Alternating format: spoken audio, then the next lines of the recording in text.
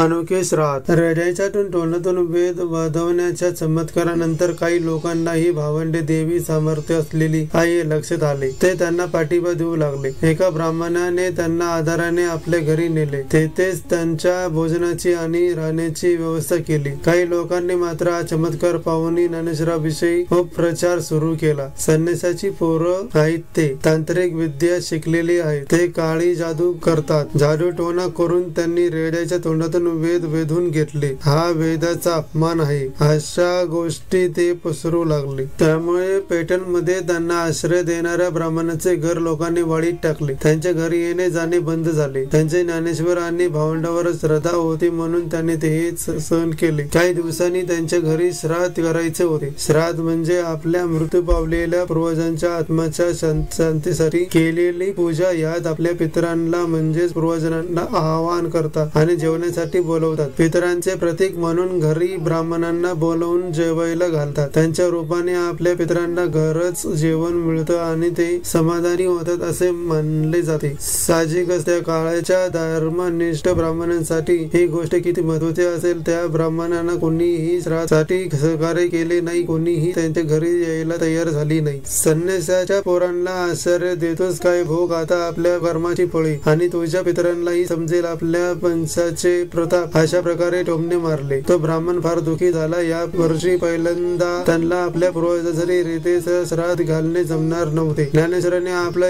यजमानाची ही अवस्था बघवली गेली नाही. त्यांनी सांगितले, तुम्ही श्राद्धची तयारी करा, सगळे व्यवस्थित होईल. श्राद्धच्या दिवशी गावातले लोक आढळून असून श्राद्ध होते कसे, कोण यांच्या घरी जाते हे पाहायला उत्सुक होते. चारही भावंडांच्या सहकार्याने पूजा झाली. त्या दिवशी चक्क त्या ब्राह्मणाचे पूर्वज स्वतः श्राद्धचे जेवण जेवायला प्रकट झाले आणि समाधानाने पोटभर जेवले आणि जेवणानंतर आशीर्वाद देऊन अदृश्य झाले. आता मात्र गावकऱ्यांच्या आचार्याला पारावार उरला नाही. हळूहळू त्या भावंडांचे पाठीराखी अनुयायी वाढायला लागले. चारही भावंडे बरेच दिवस पैठणला राहिले. तिथे त्यांनी वेद, शास्त्रे, पुराणे, रामायण, महाभारत, गीता या सर्वांचा सखोल अभ्यास केला.